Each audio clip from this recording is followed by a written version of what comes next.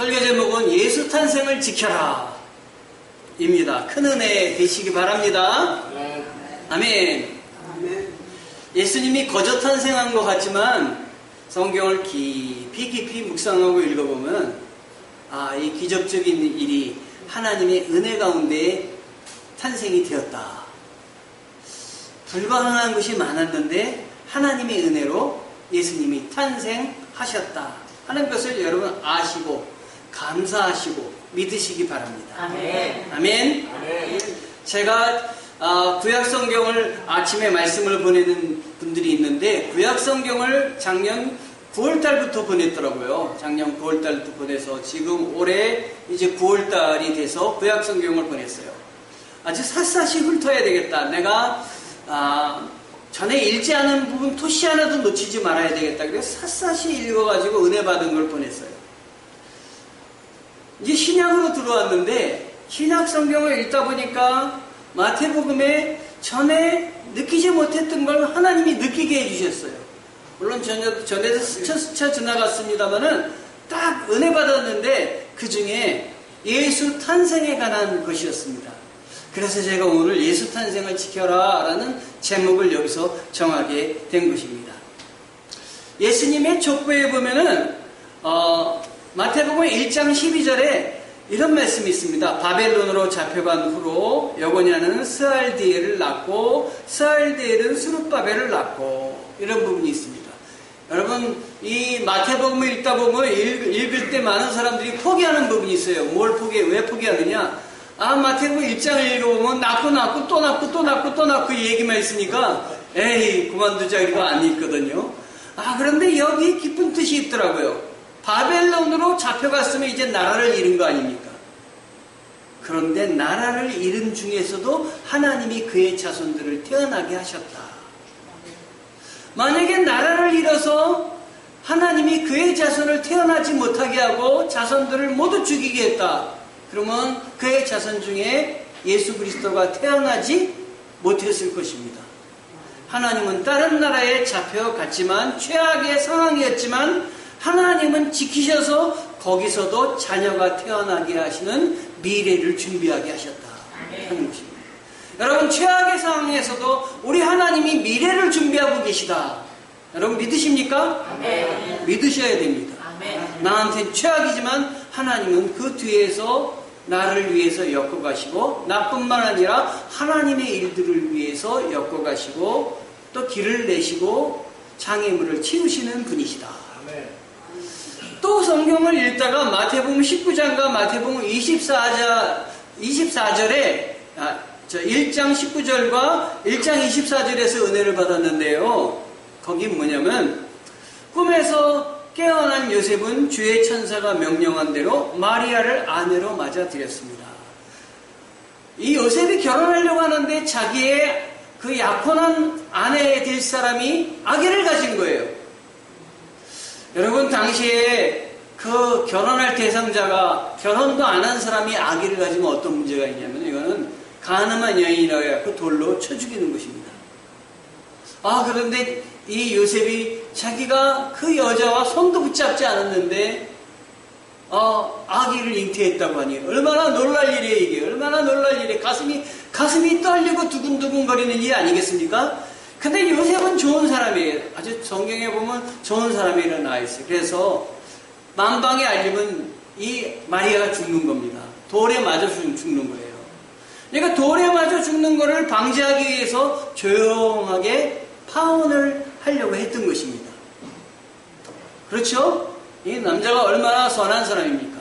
그런데 이 요셉에게 주의 사자가 나타나서 요셉아, 내가 결혼하려고 하는 아내가 잉태한 것은 사람으로 인해서 된 게 아니야.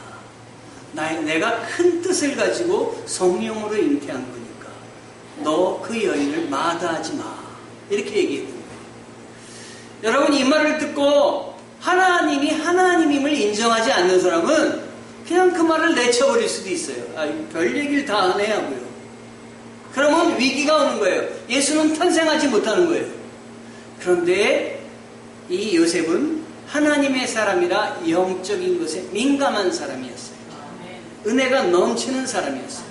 그래서 그것을 하나님의 말씀으로, 하나님이 나에게 주신 말씀으로 받아들였습니다. 여러분, 이게 작은 것 같지만 대단한 큰 결단입니다. 교회를 오래 다녔더라도 마음이 열리지 않아서 말씀을 못 듣는 사람이 있어요. 그렇죠? 말씀을 못 듣는 사람이 있습니다. 여러분, 말씀을 들으시길 바랍니다. 그래서 재미있는 얘기나 이런 것에 귀가 열려가지고 그것만을 듣다가 가는 사람이 있어요. 예수 그리스도가 구세주이며 메시아임을 듣는 여러분 되시기 바랍니다. 그런데 바로 요셉은 그 말을 듣고 즉시 파혼하려고 하는 마음을 거두었습니다. 여기서 예수 탄생이 지켜졌습니다. 만약에 순종하지 않았다면, 요셉이 순종하지 않았다면 하나님의 뜻이 이루어지지 않았을 것입니다. 하나님의 음성이 여러분에게 들리거든 순종하십시오. 귀가 열리게 해주시옵소서. 하나님의 음성을 하나님의 음성으로 듣게 도와 주시옵소서. 기도하십시오. 자, 예수 탄생의 그 위기는 넘어갔습니다. 또 하나의 위기가 왔습니다. 그것은 뭐냐면 마리아에게 온 것입니다. 여러분, 마리아는 갑자기 몸에 이상이 생긴 걸 알았습니다. 얼마나 기겁을 하고 놀랬겠어요. 여러분이 아기를 가지셨을 때 여기 여성분들은 기억하실 겁니다. 내 몸에 이상한 것이 나타났어요. 즉시 알아차렸습니다. 너무나 놀란 거예요. 왜냐면 아기가 잉태했을 때 어느 남자도 손을 잡지도 않았는데 아기가 잉태되었을 때 놀란 것은 둘째치고 자기의 미래에 대해서 걱정이 분명히 앞섰을 것이에요. 아이, 큰일 났구나. 요셉과는 어떡하고. 그리고 많은 사람들 앞에 내가 잉태된 것이 드러난다면 누가 내 순결함을 믿어주겠어. 돌에 맞아서 죽는 걸 여러 봤던 것입니다. 아, 큰일 났다고 생각할 때 성령께서 이 마리아에게 또 내가 잉태한 것은 하나님의 뜻에 따라 계획에 따라 내가 선택됐다는 걸 일러주었습니다. 그때 마리아는 내 상황이 이렇게 악하지만, 내 상황이 어렵지만 하나님이 나를 택해 주셨으므로 내 앞에 날도 택해 주시고 인도하여 주신다는 것을 그는 믿었어요. 그래서 마리아가 성경을 읽어보면 마리아의 찬미라고 해서 주님께서 나에게 이렇게 비천한 몸에게 하나님의 성령을 부어주셔서 잉태하게 해주시니 감사합니다. 이런 고백을 하고 있는 것이에요. 이게 마리아의 찬가라고 해서 아주 유명합니다. 여러분이 어려운 상황에서 하나님의 음성을 듣거들랑 하나님 감사합니다. 나를 외면하지 않으시고 나를 찾아주시고 나와 함께 하시고 나를 이끌어주신 주님을 찬양합니다. 앞으로도 주님께서 나를 이끌어주시고 나를 회복시켜주시고 나에게 선한 것으로 채워주실 줄 믿습니다.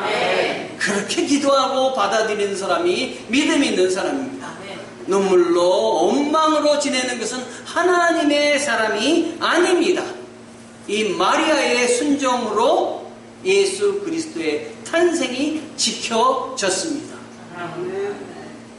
여러분, 성경을 또 읽다 보면은 성경 누가복음 2장 1절에 이런 말씀이 있습니다. 그때 가이사 아구스토가 영을 내려 천하로 다 호족하라 하였으니, 여기 아구스토라는 말은 로마 황제 이름입니다. 아우구스투스의 이름을 이렇게 줄여가지고 아구스토라고 적은 것입니다.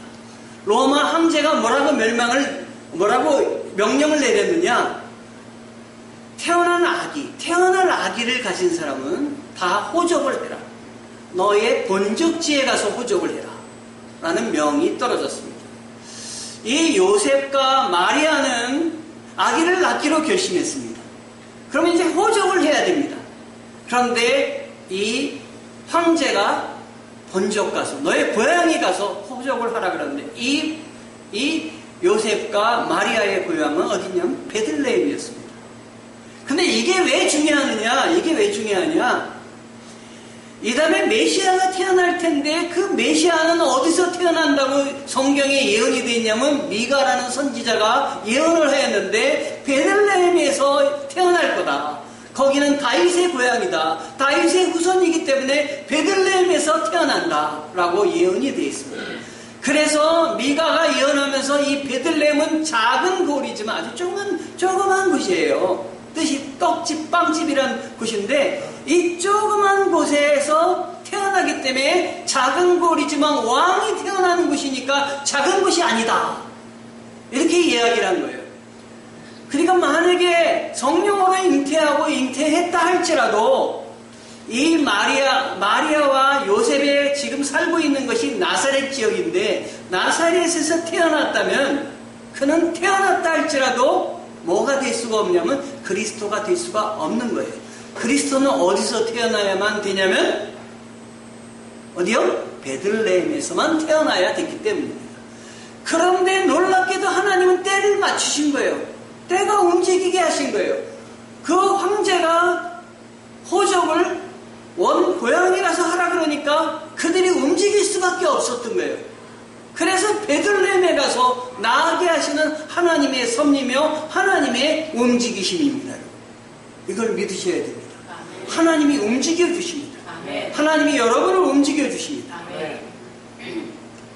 그래서 아무도 모르는 곳에 태어나게 하고 아무도 모르는 곳에 우리를 보내십니다. 저도 여기 강동수정교회를 개척했을 때 이 평내가 있는지도 몰랐어요. 아무도 여기 아는 사람이 없었어요. 그런데 하나님이 여기로 보내셨어요. 하나님이 여러 가지 상황을 움직이셔서 여기 가게 만드셨어요. 돌아보니까 그렇더라고요. 하나님이 나를 이곳에 보내시기 위해서 나를 움직이셨고 나를 하나님이 택해 주셨다. 여러분 믿으시기 바랍니다. 그 많은 것 중에 왜 여기 왔을까? 여러분 예배 드리기 위해서 하나님이 여기 보내신 것입니다. 하나님을 섬기고 힘을 합쳐서 하나님 나라를 확장하라고 보내신 것입니다. 그런데 보내셨을 때 가는 발걸음이 즐겁지만은 않아요. 여기 모여있을 때 즐겁지만 않습니다. 왜냐면 나사렛에서 베들레헴까지 거리가 몇 킬로냐면 150킬로입니다. 150킬로면은 우리나라 서울에서부터 천안까지 정도의 거리입니다. 천안. 여러분 서울부터 천안까지의 거리. 이 마리아가 어떻게 했습니까? 그냥 뛰어갔습니까? 배가 이만한 지금 남산만 해요. 이만한 아기를 곧 낳을 거예요. 그런데 그 몸을 갖고 마라톤에서 뛰어갔을까요? 요셉 보고 아유 빨리 가서 우리 거기 가서 방 없고 그래가지고 우리 자리 잡자. 여러분 아기 만삭일 때 여러분 걸어보셨잖아요. 얼마나 힘듭니까? 저도 옆에서 저희 집사람 걷는 걸 봤는데 얼마나 힘듭니까? 그 만삭일 때. 그 몸을 끌고 천안까지 간 거예요. 걸어서. 그것도 그때 무슨 차가 있습니까? 가난하니까 무슨 나귀가 있습니까? 뭐 마차를 타고 갔겠습니까? 걸어서 가는 거예요. 정말 죽음을 각오하고 움직인 거예요. 그렇죠? 직선 거리로 150km지 산 넘고 물 건너 150km 힘든 겁니다, 여러분. 그래도 가야 됐어요. 왜냐면 이 아기를 낳아야 되니까. 이 아기를 낳아서 거기서 이제 호적을 해야 되는 거니까 아무 때서나 호적해도 되는데 해필이면 그때 황제가 명령해서 호적을 거기 가서 하라 그러니 걸어 간 거예요. 걸어 가지만 그게 하나님의 뜻인지 얼마나 알았는지는 모르겠어요. 하나님이 그를 메시아 만들기 위해서, 그를 하나님 구세주 만들기 위해서, 왕이 되게 하기 위해서 그리로 하나님이 강제로라도 맞춰서 움직여 주시는 거예요. 안 되는 일도 하나님은 강제로라도 맞춰서 움직여 주시는 분이 하나님이세요. 움직여 주신다. 나를 움직여 주시고 세상을 움직여 주시고 환경을 움직여 주시는 하나님이시다. 내가 어려움 겪을 때 어려움 겪지 원망하지 마시고 나를 움직여 주시는구나. 나를 움직이시는구나. 하나님의 뜻에 합당하게 해서 나를 고쳐주시는구나. 나를 회복하게 해주시는구나. 여러분 기억하시고 준비하시기 바랍니다. 자, 그래서 또 이거 순정함으로 예수 그리스도가 탄생하는 것이 지켜졌습니다. 거기 갔어요. 이제 베들레헴에 갔어요. 베들레헴에 갔는데 아는 사람이 아무도 없어요. 그렇잖아요. 떠난 지도 오래되었고 거기 어떻게 아는 사람이 있겠습니까? 집집마다 문을 두드리는데 아무도 없는 거예요. 아무도 나와서 문 열어주고 또 방을 내주는 사람이 없는 거예요. 여러분 아기를 해산할 때 어디서 해산하면 좋겠습니까? 요즘 병원에서 해산하지 않습니까? 요즘은 좋은 곳에서 해당하려고 애를 쓰는 게 요즘 아닙니까? 두드려도 열리지 않는 거예요. 그때 어느 한 집이 문을 열어줍니다. 그것도 어디에 문을 열어줬습니까? 바로 이 마국간에, 마을이 사는 마국간에 문을 열어준 거예요. 여기로도 열렸으니까 밖에서 아기를 낳는 것보다 몸을 푸는 것보다는 좋지 않겠습니까? 그래서 할 수 없이 마국간에서 아기를 낳게 된 거예요. 여러분, 우리의 상황이 이렇게 안 좋고 어려움에 처할 때도 있을 줄 압니다. 마국간에 이렇게 나서 말구유에 태어나서 말구유에다가 예수님을 이렇게 놓게 된 겁니다, 여러분. 우리 하나님께서 이렇게 어려운 가운데 높이 계신 보좌에 계신 분이 이렇게 오셔서 냄새나는 이 말구유 마국간에 놓여 있어요. 제가 성지순례를 가봤더니 이 성지순례에 예수님이 탄생하신 곳에다가 이렇게 교회를 세웠더라고요. 그리고 예수님이 탄생하신 그 마국간 그 위겠죠. 거기다가 치장을 해가지고 별을 그려놓고 막 아주 그냥 번쩍번쩍 빛나는 걸로 치장을 해놨어요. 근데 저는 그걸 보면서 여기가 예수님이 태어나신 곳이고 이런 곳이구나 라고 하는 마음보다는 마음이 좀 아팠어요. 그냥 마국간 자체를 만들어 놨으면 좋았을 텐데 너무 사람들이 이거를 신격화시켰구나. 너무 이 의미를 모르고 이걸 볼 때 하늘의 보좌에서 인간의 몸을 입고 희생하면서 내려오신 그 의미를 깨달은 사람이 몇 명이나 있을까 하는 생각이 들었습니다. 여러분, 우리 주님은 낮고 천한 데 오셨습니다. 우리를 구원하시기 위해서 하늘의 보좌 다 포기하시고 인간의 몸을 입고 오셨습니다. 인간의 역사 속에 들어오신 분입니다. 이게 하나님의 은혜입니다. 하나님이 하시려고 했기 때문에 된 것입니다. 하나님은 지금도 우리를 돌보시고 사랑하여 주시고 여러분을 관심 가져주시며 한 명 한 명 헤아리고 계십니다. 그런데 또 하나 예수님이 이 땅에 오셨을 때 여기에 예수님을 찬미하러 온 사람들이 있었지 않습니까? 누가 있었습니까? 동방박사 세 사람이었습니다. 동방박사 세 사람은 황금과 유향과 모략을 가지고 왔습니다. 어린이들에게 물어보면 옛날에 선생님들이 잘 몰라갖고 이렇게 가르쳐줬어요. 황금과 유황과 모략. 유황을 가져왔다는 게 유황이 아니라 유향입니다. 유향은 향수, 물로 된 향수입니다. 왜 물로 된 향수를 갖고 왔느냐? 복음의 향기처럼 그 세상을 밝히 빛나는 역할을 선지자 직임을 감당하시는 분이 우리 예수님입니다. 그래서 물향을 유향을 갖고 왔던 것입니다. 황금은 이 금이 반짝반짝 빛나지 않습니까? 영원한 왕을 상징해서 이 황금을 가져다 경배를 드린 것입니다. 모략은 썩지 않는 몸으로 부활하실 것을 의미하는 의미에서 이 모략을 갖고 왔던 것입니다. 황금과 유향과 모략을 가지고 이 동방박사들이 무릎을 꿇고 경배하고 돌아갔습니다. 그런데 황금과 유향과 모략을 가지고 갖고 올 때 이 동방박사들이 이런 걸 귀한 걸 준비하고 올 때 그냥 왔겠습니까? 놀랍게도 성경은 별이 인도했다고 나와 있습니다. 여러분, 저는 태어나서 지금까지 별이 저를 인도하는 건 한 번도 경험을 하지 못했습니다. 촌에서 살았지만 많은 별들이 막 있었지만 그 별들이 하나가 저한테 다가와가지고 효찬아 따라와라. 별이 저를 이렇게 따라오라고 그런 적 없어요. 그런데 예수님이 태어나실 때 이 별이 동방박사들 앞에 머물러가고 별이 또 움직이면서 이끈다는 얘기는 성경에서 처음 들었어요. 그래서 어렸을 때 믿지 못했어요. 그러나 우리 하나님은 불가능이 없다는 사실을 알게 된 이유는 하나님이 이 하늘까지 움직이시는 분이다.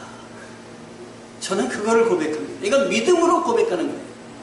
하나님이 하늘 별들도 움직이시고 세상도 움직이시고 예수님 탄생을 위해서 다 준비하시고 운행하시는 분이 우리 하나님이시다. 그래서 저는 교회 개척하고 어려울 때마다 이걸 기억합니다. 하나님이 지금 움직이고 계시다. 하나님이 기뻐하시는 교회니까 하나님의 많은 어려움 속에서도 하나님이 지키시는 교회다. 여러분, 이거 담대해지는, 그러면 담대해지는, 하나님이 나를 사랑해 주셔서 나를 중심으로 하나님이 정말 나의 삶을 역사하시고 움직이시고 나에게 오셔서 나를 사랑하여 주시고 친히 간섭하여 주신 분이 임마누엘 우리 주 예수 하나님이시다. 믿으시기 바랍니다. 이 동방박사들이 별이 움직이는데, 그런데 별이 어디 가서 딱 멈췄냐면, 별이 이왕 움직여 주실 거예요. 예수님이 태어나신 곳까지 움직여 주시지. 태어난 곳에 움직이는 것이 아니라 왕궁 베들 예루살렘에 가서 딱 멈춘 거예요. 그러니까 이 사람들이 모르니까 누굴 찾아가냐면 헤롯 왕을 찾아간 거예요. 헤롯 왕님, 우리가 왕을 경배하러 왔는데 어디로 가면 좋습니까? 헤롯 왕은 기겁한 거예요. 자기가 왕인데 또 왕이 태어났다고 하니 이거 자기 이제 어떻게 되는 거예요? 날아가는 거 아니에요? 그래서 헤롯 왕이 가슴을 쓸어내리면서 그 속마음은 감추고, 속은 뭐라고 생각했냐면 그 아기 예수 찾으면 죽여야 되겠다. 속은 딱 감추고 근엄한 표정으로 내가 물어보겠어. 그래가지고 누구한테 물어봤냐면 당시에 성경을 빠삭하게 알고 있는 그 대제사장이나 성경학자를 다 모아가지고 물어본 거예요. 왕이 어디서 태어나느냐 했더니 성경에 예언됐으니까 이 학자들은 다 아는 거예요. 베들레헴입니다. 그래서 베들레헴이라고 가르쳐줬더니 베들레헴까지 누가 갔냐면 이 동방박사들이 간 거예요. 근데 베들레헴을 보내면서 가서 경배하고 나서 그 자리가 어디인지 나한테 알려주시오. 왜 알려달라 그런가 하냐면 알기만 해봐라. 내가 당장 가서 죽이리라. 쫓아가리라. 말 타고 가면 얼마 안 걸리니까 서울 천안거리지만 도망갈 수가 없는 거예요. 그렇게 하기로 결심을 한 거예요. 동방박사들이 경배하고 오려고 하는데 다시 하나님께서 그에게 동방박사들의 얘기하기를 너는 왕에게로 가지 말아라. 너는 다른 길로 돌아가라. 왕에게 이야기하지 말라라는 건 예수 그리스도의 탄생을 보호하겠다라는 것이었어요. 그래서 이 동방박사들이 순종을 했습니다. 여기서 예수 그리스도의 탄생이 지켜졌습니다. 거기서 만약에 왕이 가서 알려졌다면 예수 그리스도는 죽었을 것입니다. 자, 나중에 헤롯이 속은 걸 알았어요. 알려준다는데 알려주지 않은 거예요. 그러니 어디서 태어난지 모르잖아요. 베들레헴은 알잖아요. 그래서 왕이 명령을 내렸습니다. 베들레헴과 베들레헴 부근의 남자아이들 2살 이하의 아이들은 다 죽여라. 그래서 성경에 보면 라마에서 곡소리가 들려왔다 말을 하고 있습니다. 자, 다 죽였을 때 예수님도 거기 있었으면 예수님도 죽었을 것입니다. 그런데 마리아와 요셉에게 하늘 천사가 나타나서 여기 있지 말고 빨리 피신을 해라. 어디로 가라 그러냐면 애굽으로 가라고 이야기를 했습니다. 애굽으로 가라. 애굽은 이방 나라입니다. 적입니다. 하나님은 적도 사용하시는 하나님입니다. 필요하시면 적도 선하게 사용하십니다. 피할 곳을 적의 땅에 가서 피하기도 하시는 분입니다. 여러분, 미워한다고 너무 미워하지 마십시오. 안 보지 마십시오.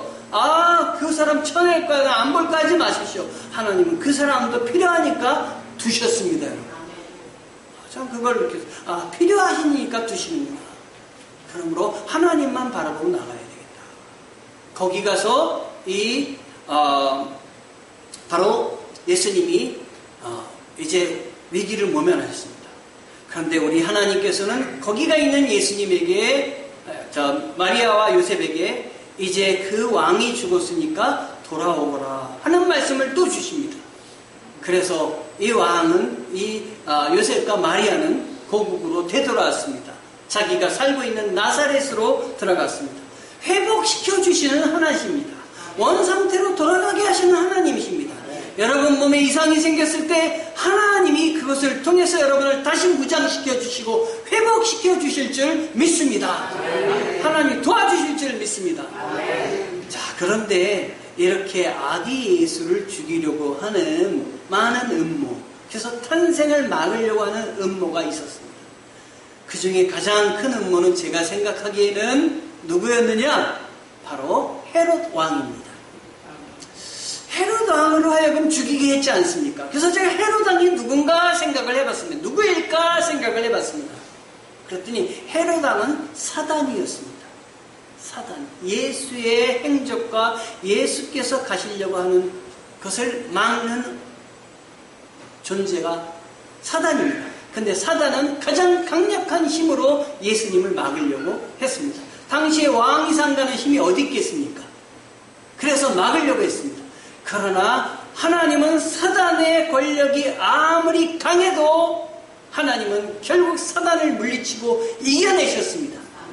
그럼 오늘날의 그 사단은 예수 그리스도의 탄생을 막는 사단은 어디에 들어있을까라고 생각할 때 멀리 있는 것이 아니라 바로 내 안에 있다라는 생각을 했습니다. 내 안에 예수 그리스도가 내 안에 뿌리 내리고 내 안에 씨앗을 뿌리고 내가 거듭나게 하는 하나님의 사람으로 되게 하는 걸 내 안에서 막고 있구나 하는 걸 생각을 했습니다. 여러분 안에서 예수 그리스도의 탄생과 예수 그리스도가 성장하시는 것과 하는 것들을 막는 것이 무엇입니까? 바로 우리의 죄성입니다. 죄성, 하나님을 멀리하고 내 마음대로 하나님이 예수 그리스도가 왕이 아니라 내가 왕이 되려고 하고 내가 모든 것의 주인이 되려고 하는 것이 내 안에 있다는 말씀입니다. 우리는 어떻게도 이것을 예수의 이름으로 물리쳐야 되겠습니다. 그래서 내 안에 밖에서 예수 그리스도의 탄생한 것은 정말 지켜냈지만 이제는 내 안에서 예수 그리스도께서 탄생하셔서 나를 지배하시고 나를 하나님으로 하나님의 사람으로 세우려고 하는 걸 내가 결단코 지켜내야 되겠다. 결심하셔야 되겠습니다. 이렇게 결심하고 하나님의 은혜 가운데 거하려고 하는 여러분들에게 하나님은 움직여 주실 것입니다. 보이지 않는 곳에서 여러분을 잡아주실 것입니다. 위로하여 주실 것입니다. 그래서 하나님이 여러분을 통해서 하나님께 영광 돌리는 일들, 많은 일들을 감당하게 해주실 줄 믿습니다. 저도 거듭났고 제 안에 예수 그리스도가 계시지만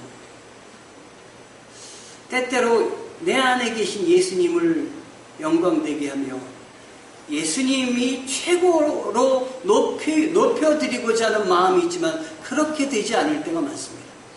어떤 결과를 놓고 예수님이 하셨는데도 불구하고 옆에 사람들이 아유 목사님 훌륭하다 그러면 예수님보다 더 나를 높일 때가 있습니다. 회개합니다. 그것은 저의 죄성입니다. 저는 더욱더 제 안에 제가 높아지려고 할 때 주님을 높여야 되겠다 생각하고 믿습니다.